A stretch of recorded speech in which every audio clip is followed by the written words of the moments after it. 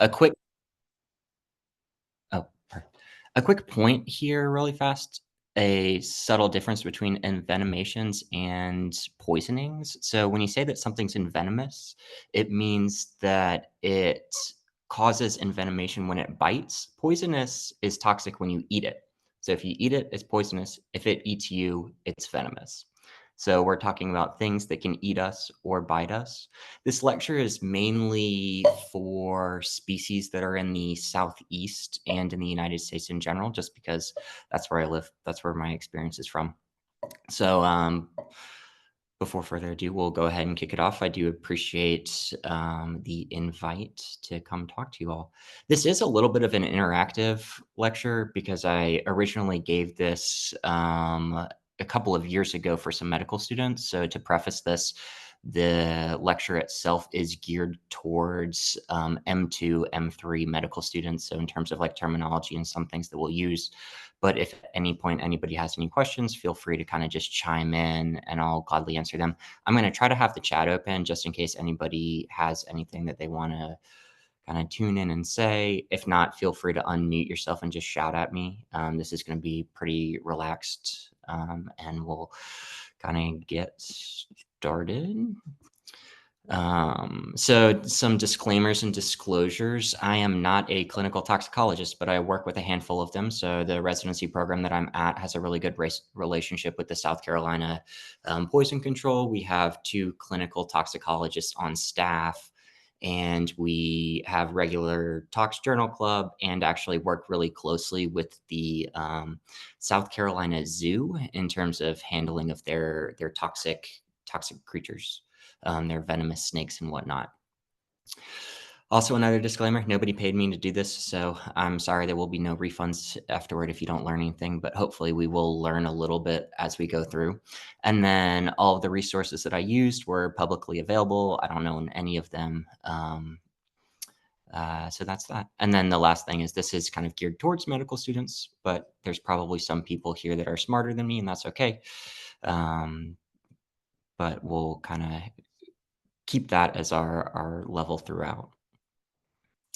So, that was a great introduction, so I do really appreciate that, but a little bit briefly as well. I got my start in wilderness medicine and outdoor education. I went to Furman University in the wonderful Greenville, South Carolina. I was, vice president of the outdoors club there, got really involved. I'm a Knowles and Wilderness Medicine Institute graduate, and really just spend my time in the outdoors enjoying it the best that I can. So I decided to pursue a career in medicine as well. Like Ellie said, I'm a third-year resident at Prisma Health, USC in Columbia, South Carolina. I serve as chief resident. I am in charge of the wilderness medicine, or excuse me, I am the faculty advisor for the wilderness medicine interest group at the University of South Carolina. And Prisma USC has one of the oldest wilderness medicine electives in the country. It's over 40 years old. So if any of you all are medical students or residents, it is open to both. Typically, medical students will take it in their 4th year of medical school and they'll apply through VSAS. Residents can take it as well. We've never had a resident from another hospital system take it as an elective, but I don't see why they couldn't. So if you're interested more in wilderness medicine, it's a great elective. It's a month long. It is certified by the Wilderness Medical Society for FOM credit. I served as the course director this year along with a handful of our emergency department faculty members, and it's a lot of fun. So that's just a little bit about me. And then like she said, I'm headed out to Utah next year to do an in-person fellowship at the University of Utah in wilderness medicine. So I'm really excited to get out there to learn more, to ski more, to kind of just get a little bit better at my job. All right, so I have this little section to start off with that I think is kind of fun. This is the part where I need a little bit of response. And so like anybody can just like type in the chat box and I should be able to see it and we'll go over a couple of things. So we're going to play a little game called Myth or Fact about Envenomations. So the first myth or fact, after a snake bite, it's best to suck the venom out from the injection site, provided that you get to the site within the first 15 minutes. What do we have? Anybody have any thoughts? Just throw something out.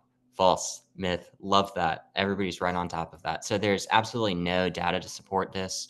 There's no data to support removing that venom. When you think about our circulatory systems, our blood is traveling so quickly that if it, enters that tissue, enters your venous system, your circulatory system, it's already gone within, milliseconds to seconds. There are a couple of funny stories. I guess I call them funny, where people have attempted to suck out venom and have ended up partially envenomating themselves, people with kind of like tingling lips after doing it. Don't do it. It's kind of gross. I mean, actually, it's really gross. It's not going to help the patient at all. So it's a myth. It's impossible to suck it out. All of those things that they make that you can buy at your REI and your camping store, the Sawyer extractor, things like that, they're not going to do anything. If anything, it might actually be more harmful because it can cause some soft tissue damage around the area. And we'll talk a little bit more about the different types of venom later. But any of the cytotoxic or coagulopathic venoms, it can cause more local tissue damage if you try to remove the venom than not. The New England Journal of Emergency Medicine had a really interesting article in 2022 where they looked at anecdotally case reports, things that people had tried to do to deactivate venom. One of my favorite ones is stun guns. So they just kind of like hit the injection site with a stun gun, hoping that the electricity would somehow denature the venom. It does not work. There was also somebody attempted to use a car battery on the envenomation site. That also did not work. So please do not try these at home. People have also tried things like gunpowder, freezing, and burning. None of those are proven to work. All of those have been proven to be potentially more harmful. So myth or fact, a tourniquet can prevent the spread of venom throughout the entirety of the body. What do we got? I see a false and another false. Yeah, so there was kind of this old school thought that you can put a tourniquet on and prevent the spread of venom, but a little bit what I mentioned earlier, that venom's already kind of flying through at a pretty high speed. So by the time you're putting a tourniquet on, it is probably spread somewhat systemically. And then when you look at the types of venoms, with the cytotoxic and the coagulopathic, you're actually kind of increasing some of that tissue pressure, so it can cause more damage as well when you apply the tourniquet itself, concentrating that area of venom, not letting any of your immune cells through and whatnot. So it can potentially be even more harmful than good. So no tourniquets.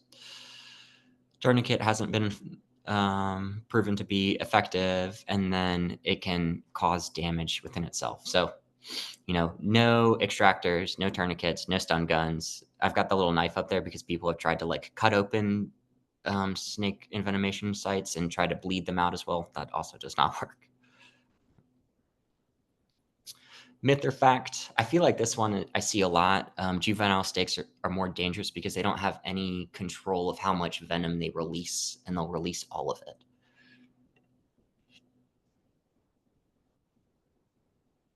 What do we have? Come on, y'all. There we go. False. Yeah, so this is false. It's an urban legend. A lot of people will pass it around. There, is this idea that, not all envenomations are created equal, so not all bites are equal. Adult snakes actually have really good control of how much venom they can introduce. So defensive strikes typically will have less venom than like a hunting strike. And if you look at, I live in the Southeast where copperheads are the majority of our envenomations that we see in the emergency departments here. Upwards of around 50% of those defensive strikes are dry bites. So the adult snakes have really good control of how much venom they inject, but they have a much larger venom gland and venom store than a juvenile. So juveniles still have control over their venom, maybe a little bit less than adults, but the idea that they have no control and just release all of their venom is false. So good work. Everybody's on top of their game today. So this next one, snakes can strike up to 2/3 their body length away from them. What do we got? Yeah, so this one's actually true. So an adult snake can strike between a half to two-thirds its body length away from them. So if we kind of go back to that image, when you see a snake in that defensive posture like that, it's coiled like a spring, so it can launch off of its tail up to two-thirds away from it. So if you're anywhere near its body length, you're kind of just way too close. And as with everything in wilderness medicine, the best medicine is actually prevention. I mean, obviously, sometimes you can't prevent envenomations, but the further you can stay away, the less likely you are to be the patient in an envenomation. And then this one here, you need to kill the snake and bring it to the hospital with you. So I won't even have you guys answer that one. That's false. Like, please, if you get bit by a snake, do not try to wrangle the snake to bring it to the hospital. A picture sometimes can be helpful. I've treated a handful of envenomations in the emergency department where they had a picture, and I was like, "Oh, that's a canebrake rattlesnake," and I'd be like, "Perfect. I know kind of how to treat that." But at the end of the day, you can treat envenomations even if you have no idea what snake it's from based off of the symptoms alone, which is kind of cool. And, like I said, prevention is going to be the best medicine. So attempting to catch the snake can turn a snake bite into snake bites. And we don't want to do that. Two patients is always worse than one. This one. So, myth or fact, Miami has the largest and only anti-venom bank for public use and is capable of shipping rare anti-venoms across the country. What do we feel about that one? So this is actually true. So Miami is one of the places in the world that has one of the largest stores of antivenom. They actually have a subsegment of their fire rescue squad that is dedicated to envenomations and poisonous snakes. I think part of this actually has to do with the exotic animal trade is very popular in Miami. So they have a lot of rare and exotic snakes in that area, especially with the kind of the temperature and the climate in Florida. Um, Oh, they have Venom too now? That's pretty cool. Um, so this is an outdated list. So this was from 2022, but they have 49 specific anti-venoms that can be shipped anywhere in the world. Um, we'll go over, I actually have a list of some of the anti-venoms that they have.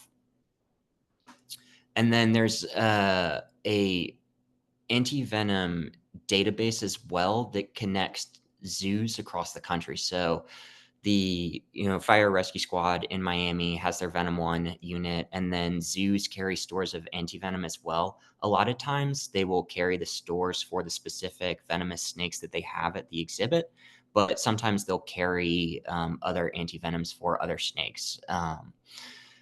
When we get our anti-venom, we're about 15 minutes down the road from one of South Carolina's zoos. We have a great relationship with the herpetologists there. They have stores of the antivenoms that are good for the snakes in our area. So when we need it, and if we don't have it on pharmacy at our hospital, we can just reach out and ask at the zoo.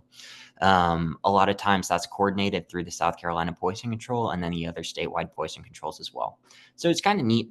There was a case about 6 months ago now that made news and was quite popular in social media about a guy in South Carolina in a small town called Florence who had an inland taipan that's actually one of the most venomous snakes in the world. How he had an inland taipan as a pet, I don't really know, but it's South Carolina and we don't really have rules. And he managed to get himself bitten by his pet snake and ended up in the ICU in Florence and was incredibly sick. And they actually were able to coordinate inland taipan venom to be delivered there, and he survived. I think he had like a YouTube channel beforehand. I'm not sure if his YouTube channel is more or less popular, but I have to imagine that he posted a video too about it. So we'll kind of just go into snakes. Like I said, this is going to be focused around North America, specifically around the Southeast, just because that's where I have the most experience. Looking at envenomations in kind of like population demographics, envenomations cause a significant amount of morbidity and mortality in the world. They're definitely more common in third world and developing areas. Part of that is the tropical region where some of these venomous snakes reside. Some of that is living conditions. It's kind of wild. Even in the US and Canada, we see around 7 to 15 deaths per year from Envenomations. Not a ton, but enough that, it's something important to know about. You see a lot more of those in, Asia, Africa, and South America. So I alluded a little bit earlier about the different types of venom. So there's three main types. It's a bit of a spectrum in terms of what type of venom you see in each species. The most fatal type is the neurotoxic venoms. So with these bites, you see paralysis, convulsions, difficulty breathing. It's going to attack your acetylcholine receptors and a lot of things like that. Their bites are extremely deadly, and the snakes that carry this toxin are most of the Elapidae family. So those are your cobras, your asps, your taipans, which are the brown snakes in Australia, death adders. So you see a lot of these in Africa, Southeast Asia, Australia. A little bit less deadly, but still pretty morbid are the cytotoxic venoms. You see a lot of local skin necrosis, severe pain, severe swelling, and a lot of the Elapidae family have this. Excuse me, some of the Elapidae family have this as well. So the most notorious of the cytotoxic family is going to be the black mamba, which you'll find in Africa. And then what we see in the United States is a lot of the hemotoxic venoms. So this is a coagulopathic venom that will consume your clotting cascade. It can cause swelling, internal bleeding, hemorrhaging, tissue necrosis. Severe cases can cause DIC and other things like that. So it can be deadly. It's pretty morbid when it comes to the soft tissue damage that you see from it. So you'll see this mostly in your Viperidae family. So the pit vipers and almost all of the venomous snakes in North America. So your copperheads and your rattlesnakes. This is kind of just a quick little picture that I pulled from an article about the different ways that your venoms can affect the local tissues. So you're kind of talking about the cytotoxic versus hematologic and then the neurologic effects. I'm not going to spend a lot of time on this because these are things that you can look up, but it affects almost all of the different organ systems of the body, and they can be pretty morbid and potentially mortal, have a lot of mortality associated with them as well. And the specific venoms for species it's a spectrum. It's not 100% cytotoxic. It's not 100% neurotoxic. It sort of blends together a little bit. So this is way more biochemistry than I ever really want to do again. But I thought it was a good picture because it kind of shows you the percentage of each venom in terms of its components. And then each one of those is a specific snake, which is kind of neat. So it's a spectrum in terms of what type of venom these snakes have, but those kind of geographical distributions hold pretty true in terms of the majority of snakes that have that type of venom. So we'll just go over some of the common snakes in North America, just to be familiar with them and kind of talk about the toxins that they have. This is another little, if you guys can chime in. Anybody know what the snake is?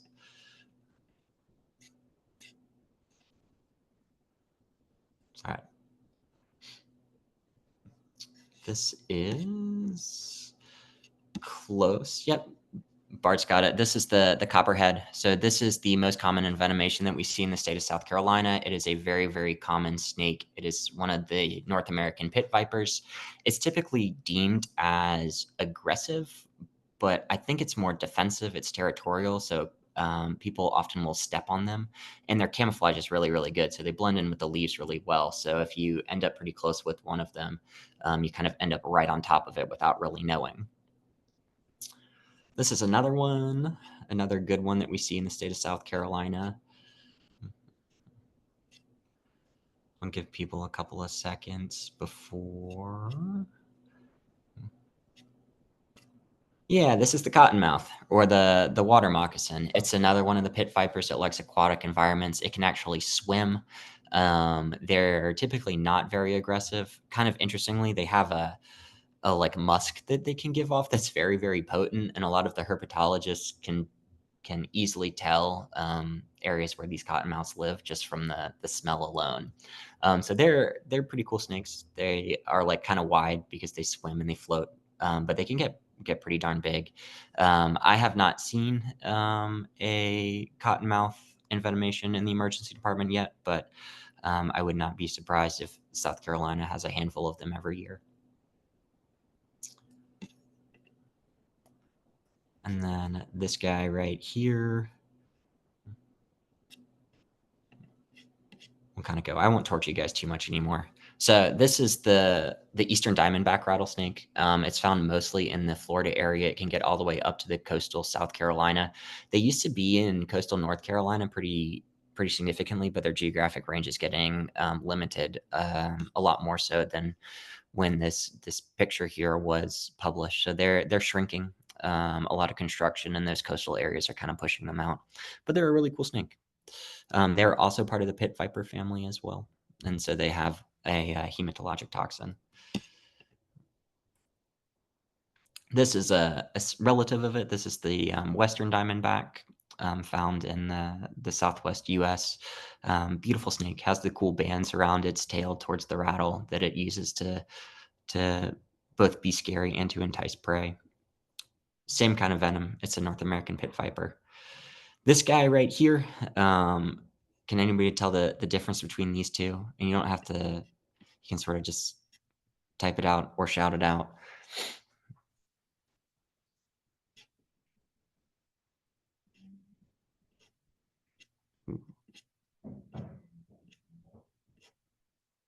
So close to the garter snake. Yep. So the coral snake and then the king snake. There used to be this adage, some people still use it.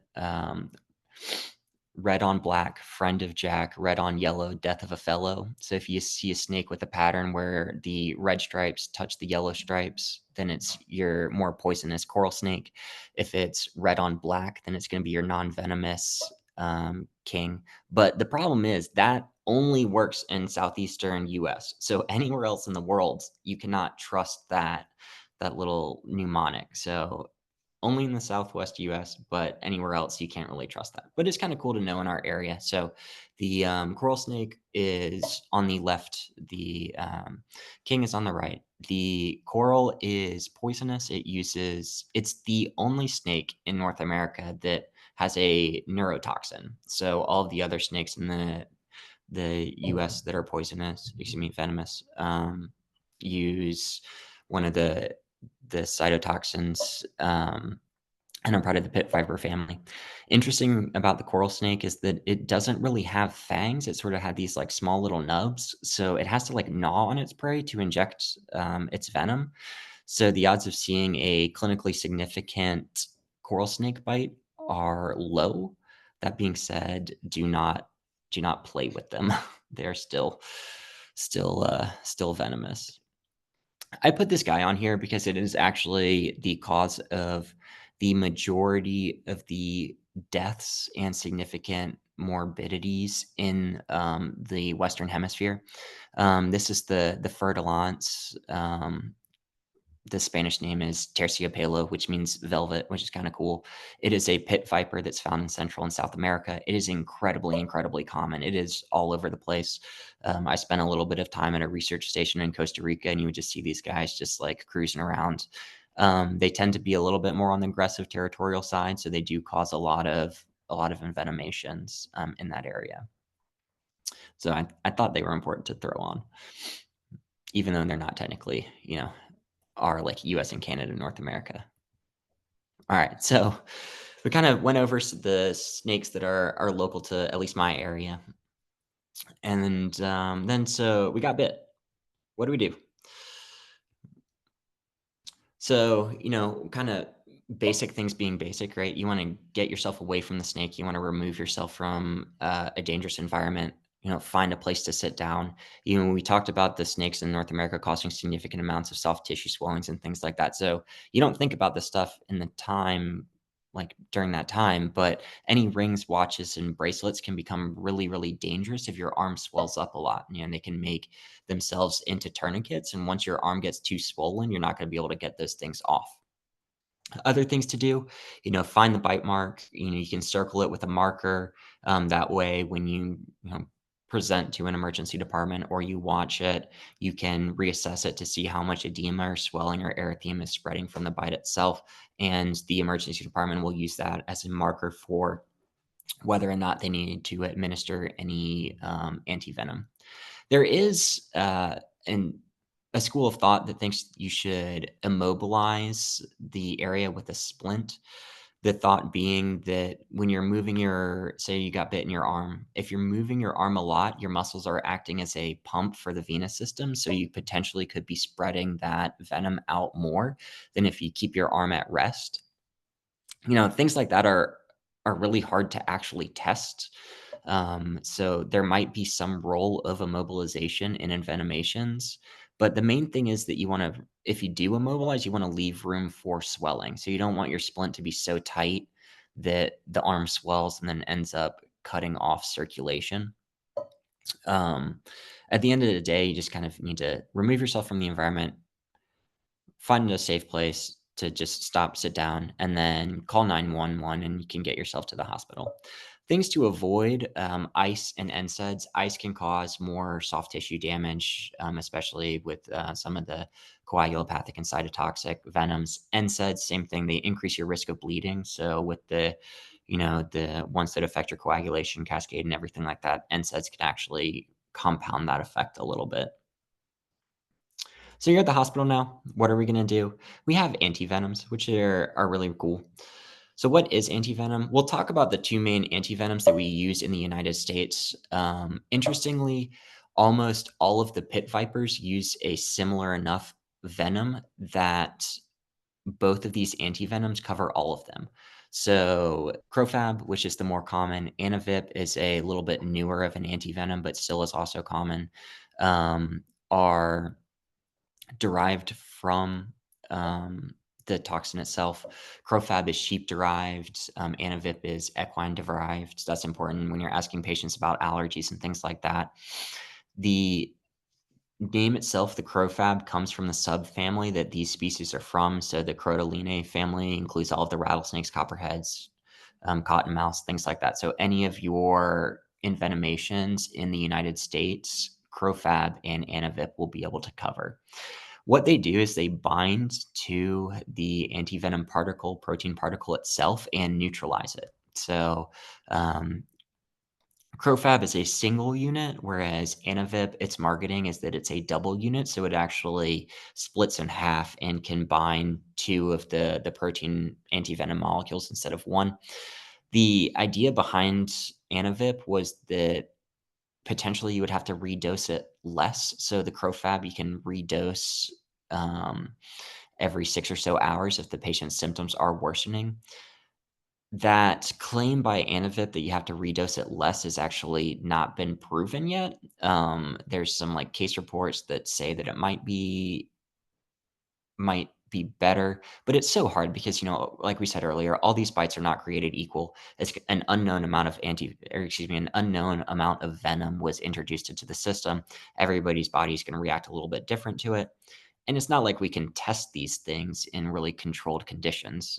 I doubt there's an IRB that would let people get bitten by snakes. So I highly doubt that they would approve something like that. So a lot of it's just kind of population data and retrospective studies. But both of these are good antivenoms. Whatever hospital system you're working at, if you are working in a hospital system, you probably can ask your friendly pharmacist, and they would let you know what they keep. If not, reaching out to the local zoos. We carry Crofab at our hospital, and then our zoo has both Crofab and Anavip. And then there's specific antivenoms for specific snakes, and it really depends on what region of the world you're in. There's a Pan-Africa antivenom that covers a lot of the poisonous neurotoxic species in like sub-Saharan Africa. That's important and is carried at a lot of these places as well. So this is the one of the charts about the the antivenom, the amounts of antivenom that the Venom 1 down in Miami has. So just to show you kind of how many of these are out there. And then this is a lot more biochemistry that we don't really need to talk about, but I just thought it was kind of important. It's like, how do we actually get these? You incubate the venom from the snake in a, we talked about the bovine and equine derived, and then you um, do some. I'm gonna be honest. This looks like wizardry to me. I'm sure somebody really gets a lot of fulfillment out of doing this, but you're able to isolate the um, antibody that can bind that, toxin and neutralize it, and then you condense it and you can administer it. So when do we use it? And it's when people start having local progressive findings or any signs of systemic toxicity. So when I have Envenomations that come into the emergency department, you always mark the site. You always see if there's any local swelling.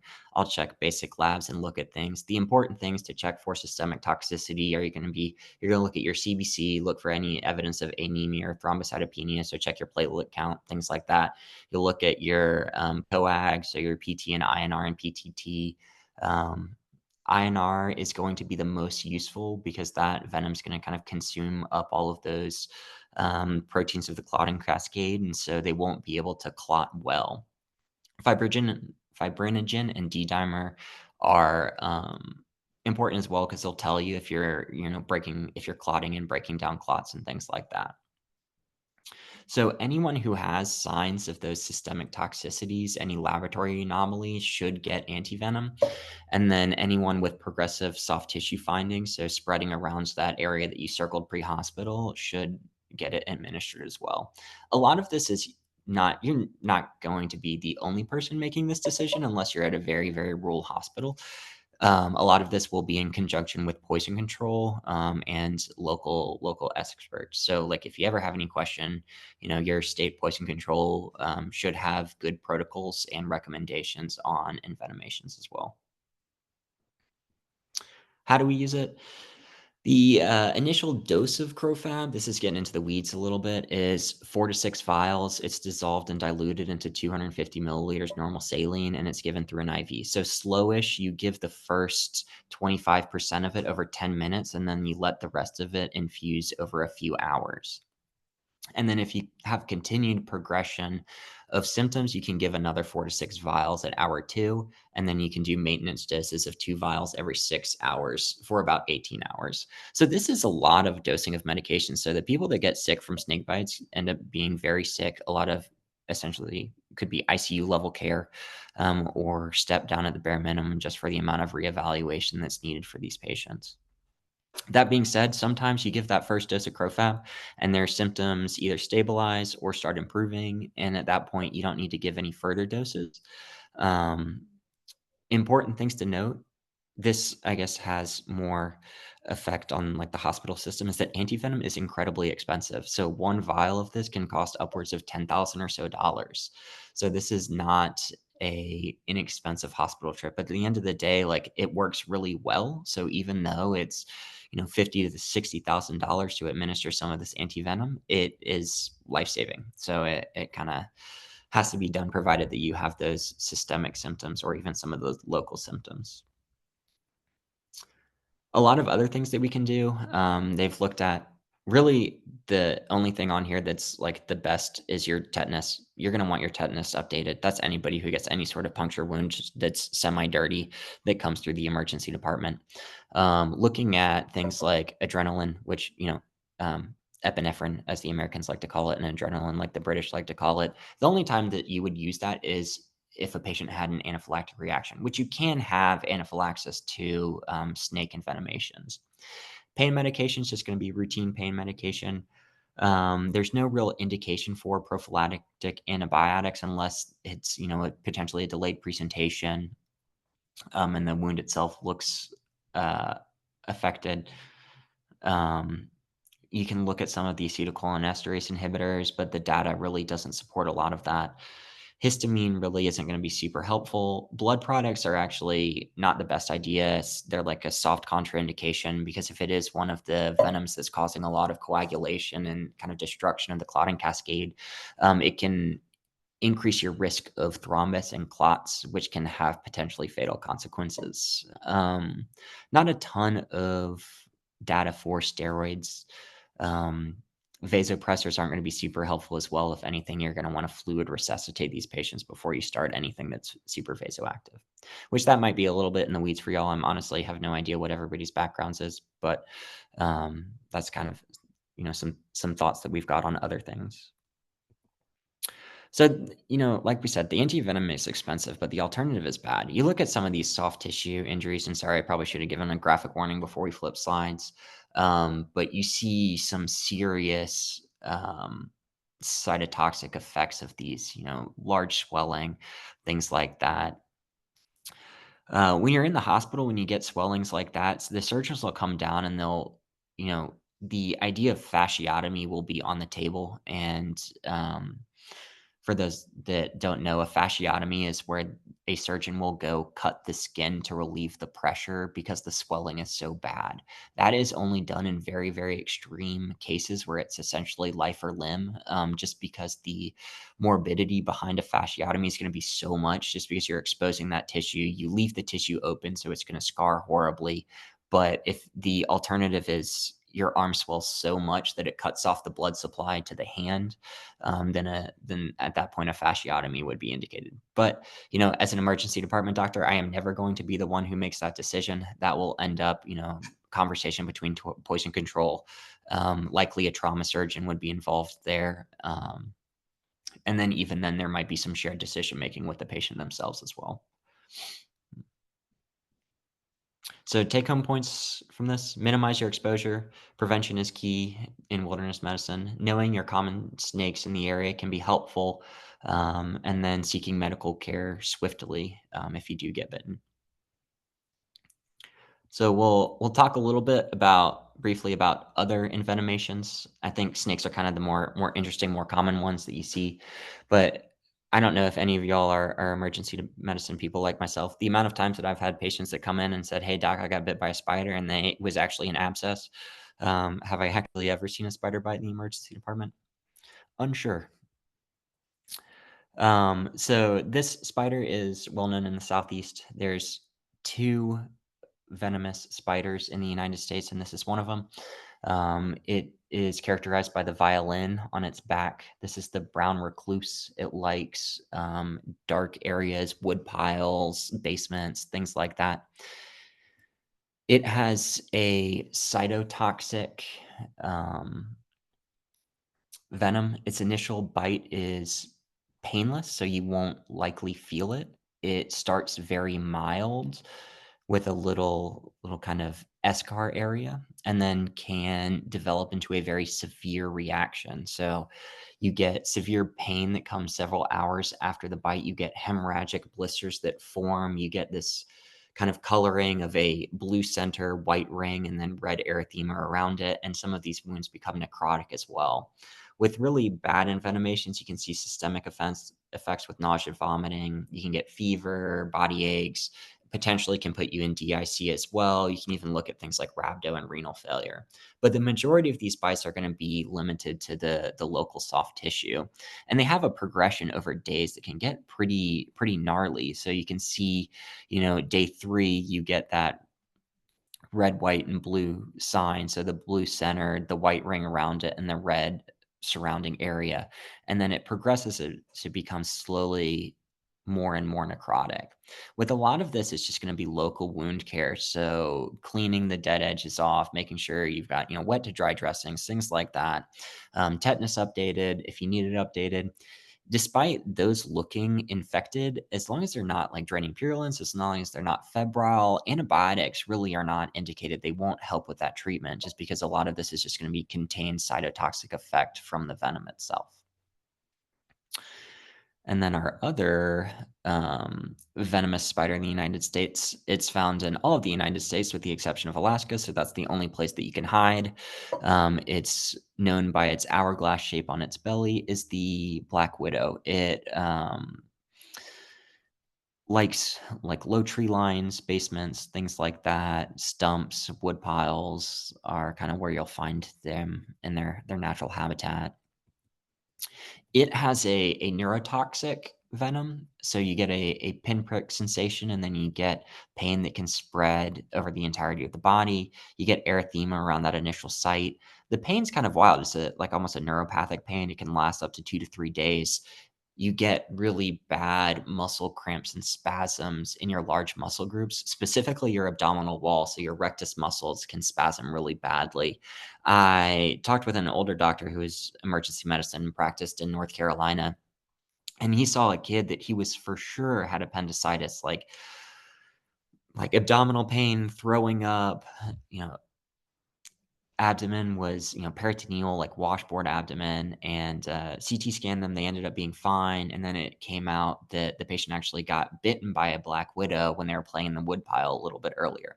So kind of interesting. Like it can be pretty severe. You get nausea and vomiting, diaphoretic. You can be sensitive to light. You can cause, AFib, myocarditis, shortness of breath, things like that.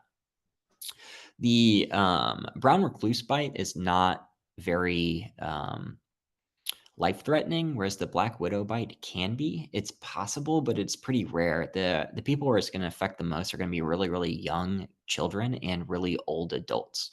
So those are the people that you're worried about it being, fatal. With, healthy people kind of in their, a normal age range, typically weather this, without life-threatening consequences. So they actually grade the bites of the black widow.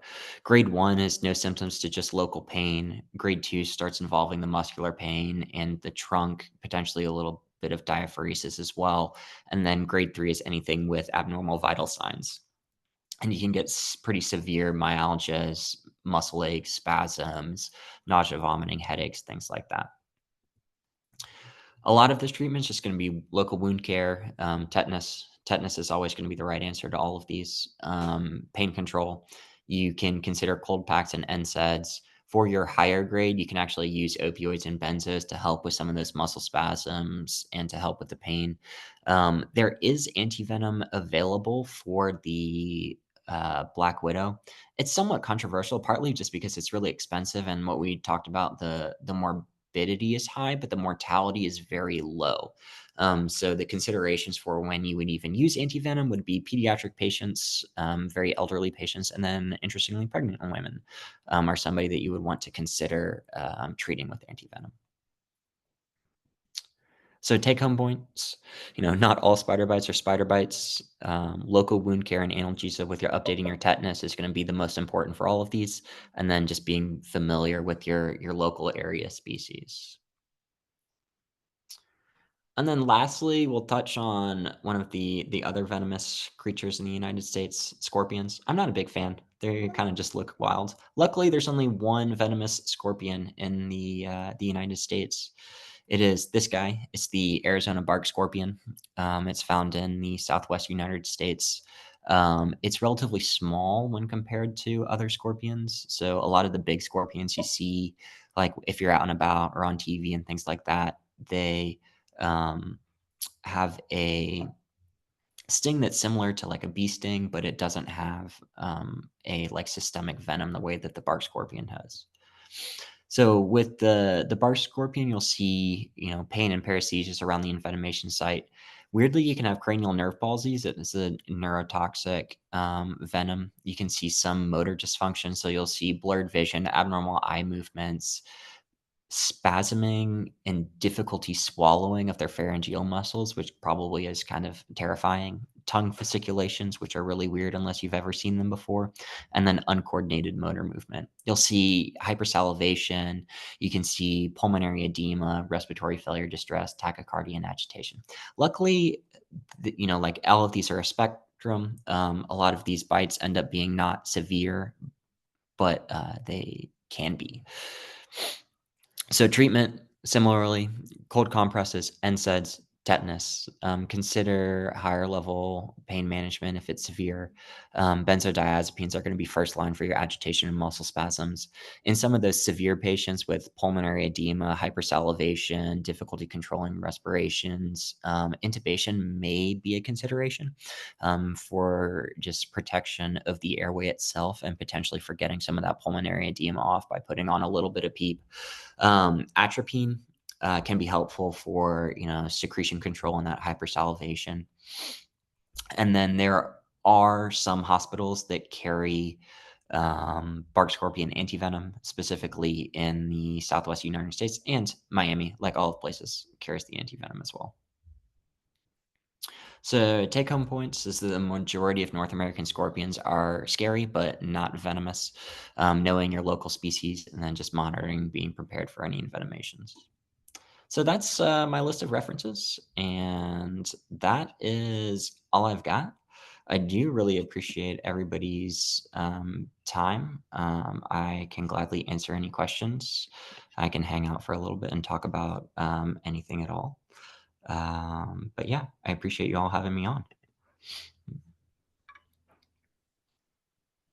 If anyone has a question, they can feel free to drop it in the chat if they don't want to say it out loud. This was great. Thank you so much. Kind of a small question. You said like your local zoo has the antivenoms for the snakes. Is that just Yes. because they have the animals in case staff Yeah. gets it?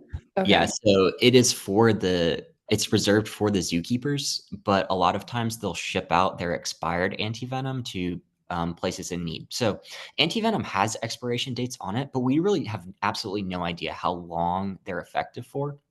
They potentially have a unlimited shelf life. We just haven't done the studies to check it. So our toxicologist will always say expired antivenom is better than no antivenom, which is true. So the zoos keep the antivenom on site for their own poisonous, excuse me, venomous. I even make that mistake all the time. Venomous snakes and their handlers, and reserve some for them. But the minute that expiration date hits, they will gladly ship that out to anyone. And they're normally pretty good about shipping it out, even if it's non-expired, to hospitals and places that are in need, because it's like nice publicity for the zoo. It like makes them look cool and things like that.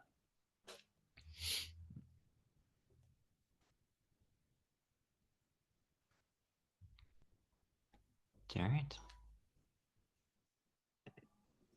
Great. If there's no other questions, thank you so much. This was great. I am relieved to know that most of these insects and snakes and spiders are nowhere near me. But thank you so much. This was great. No last questions? All right. Everybody have a good night.